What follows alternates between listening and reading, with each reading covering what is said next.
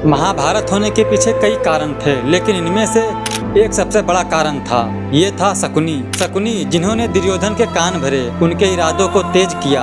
और वो वही शकुनी था जिनके पास पासे की वो 5 गिनती हमेशा होती थी जो वो चाहते थे। इसी वजह से पांडव हार गए और द्रौपदी के इज्जत पर पानी डाला। लेकिन शकुनी ने ये सब क्यों किया, उसका लक्ष्य क्या था और उसके पीछे छुपा हुआ रहस्य क्या था, आज हम आपको इसके बारे में बताएंगे।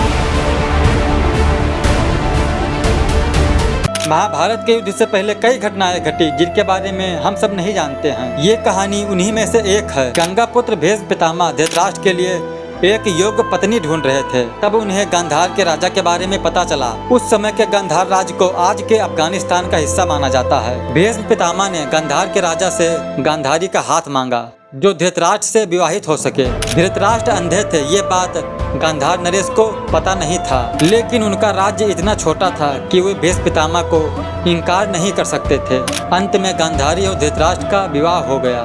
शादी के बाद भीष्म पितामह को एक बात पता चली जिसे सुनकर उन्हें लगा कि उनके साथ धोखा हुआ है। गांधारी मांगलिक थी, उनका विवाह एक बकरी के साथ हुआ था जिसकी बलि दी गई थी। ये हिंदू धर्म में माना जाता है। किसी मांगलिक का पहले किसी ऑब्जेक्ट से विवाह कर दिया जाता है ताकि उसकी बुराई नष्ट हो जाए।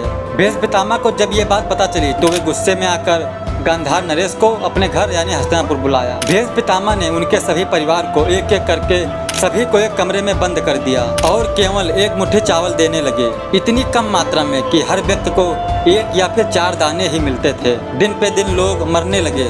दिन बीतते गए, सभी लोग मारे गए, लेकिन केवल शकुनी और गांधार राजा ही शेष बचे। बूढ़े राजा ने अपने बेटे शकुनी को बुलाया। गांधार नरेश ने अपनी पूरी शक्ति से शकुनी के घुटने पर एक लात मारा और घुटना टूट गया। इसी वजह से शकुनी हमेशा लंगड़ाकर चलता था। गांधार के राजा ने कहा, मैं तुम्हें याद दिलाना चाहता हूँ कि तुम्हारे जीवन का मेन उद्देश्य ये है कि हस्तिनापुर के परिवारों से बदला लेना है। जब मैं मर जाऊंगा तो मेरे हड्डियों से एक पासा बनाना, उस पासे से जो भी अंक तुम चाहोगे वो तुम्हें मिलेगा।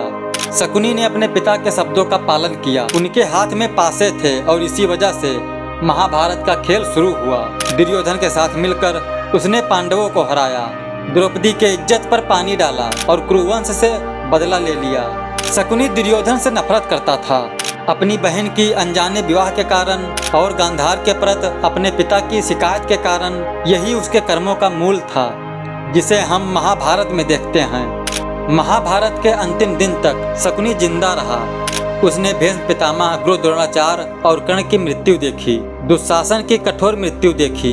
अंत में सहदेव ने उसे समझाया और शकुनी ने पूरी कहानी बताई, अपना दुख, अपनी यादें और अपने पूरे कर्मों का बोझ। आखिरकार शकुनी ने अपनी अंतिम सांस दी और सहदेव ने उसे मारा।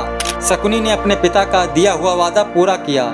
इसी वजह से माना जाता है कि शकुनी अपनी मृत्यु के बाद सीधा स्वर्ग को प्राप्त हुआ।